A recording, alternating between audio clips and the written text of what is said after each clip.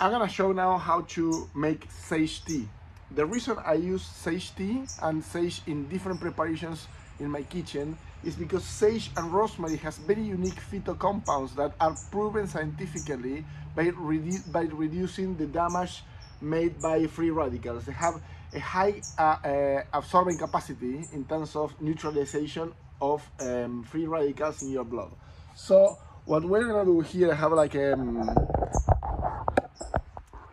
like you can see, like a really nice. I planted this plant maybe like a year ago, and I use a galvanized can container, pretty large, and I put 4 plants in it, and 3, and look, it's like amazing. So basically now is an abundant supply of sage, so you can do it with different herbs. I have different herbs there. We can talk about that in another video. So what I'm gonna start doing, some clippings, and here down here I have a pot, right? So basically we're gonna use 2 ingredients, maybe 3, let's call it.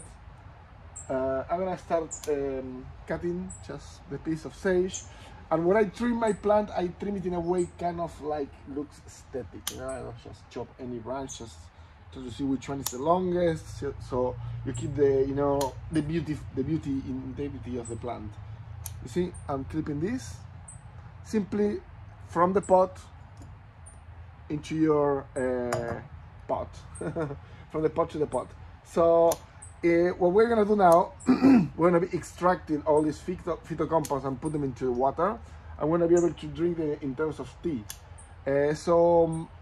These plants are really has different terpenes, oils, and phytocompounds that are soluble in water that really help us to fight the destructive action of free radicals that naturally occur in our system. Now we're going to utilize clean water. You can use spring water. I like spring water. You can use distilled water or reverse osmosis. Just don't put so much, you know. Boom. That's enough. Sage and spring water.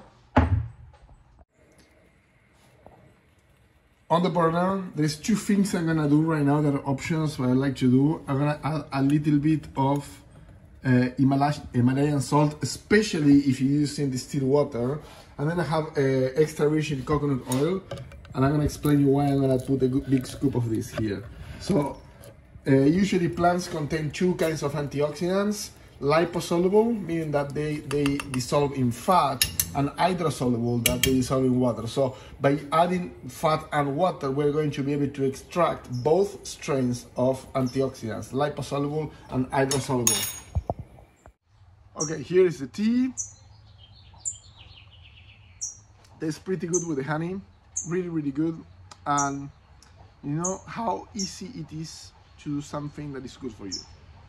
It's so easy, and it's also so easy not to do it. So it's up to you, my friend. I would really suggest you to, either if you don't have your sage plant, you can buy one and start growing. It's a beautiful process. So you can just purchase it in the supermarket, but it's little things like this start adding up to a more health conscious way of living. Okay, it's by adding little things, they become habits, they become systems.